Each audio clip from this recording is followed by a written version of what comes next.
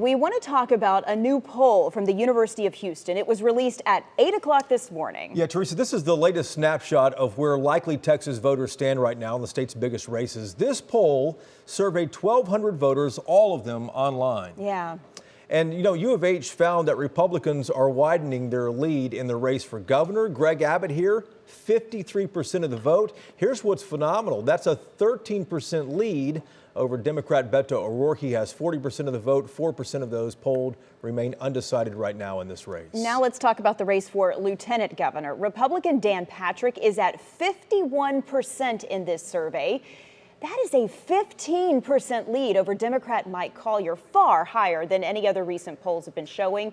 This one does remain competitive, though, because 10% of the people who were polled are undecided. And in the race for Texas Attorney General, the race here shows that Republican Ken Paxton has a 49% of the vote. Democrat Rochelle Garza with 37%. Again, though, here 11% of likely voters are undecided. This race also remains competitive because of that stat right there alone in the middle of your screen. Super interesting to see these numbers. These are larger than things we've seen. The margins are definitely larger than what we've seen over the course of the last few weeks. It's way larger than we have seen in the past few weeks here. But joining us to talk about this is someone very familiar with polls, Jason Villalba. He's the chairman of the Texas Hispanic Policy Foundation, a former state representative here in Dallas. His organization has conducted a number of polls, including the one you guys did with us just a few weeks back. We have seen some difference in numbers than what we presented just a few weeks back, right? These numbers are higher. I believe they're a little inflated. Here's probably why. One, this was a completely online poll, right? Yeah. And explain the difference for that, because in the poll that you and I did together, not you and I, but the television station and the foundation, it was a telephone poll. You actually reached out and talked to another person on the other end. We do live dials, we do SMS text, meaning you're texting, and then we do online. And we blend those together to create the secret sauce for our poll. What we found is when you blend those different measures together, you get a much more robust sample. This sample coming strictly from online is probably going to be self-segmented respondents, and so often that leads to numbers that might not be completely in line. I think these numbers are inflated. I do think Republicans are solidly in the lead in all of the big three races, but I think the margins are much smaller than the double digits we're seeing here. Saw some interesting reporting from the Houston Chronicle over the weekend about just how difficult it is to poll Texans right now, and really, I guess, Americans, given the old ways of doing it. You know, you used to just be able to call a landline and somebody would pick up and weigh in. So do you worry that polls are not quite as accurate as they used to be? Well, polling is changing, right? The technology and the science is so different than it was just 5 years ago.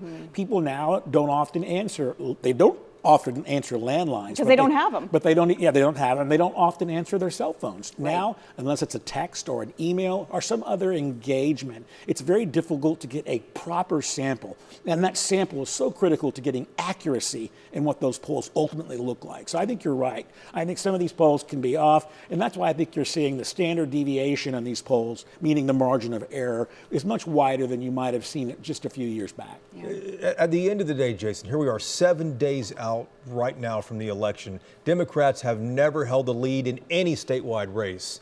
Do they have a shot at all? Because early voting turnout has just been really minimal. The numbers seem clear, right? Republicans are bringing out their voters, not only in the urban areas, but in the rural areas.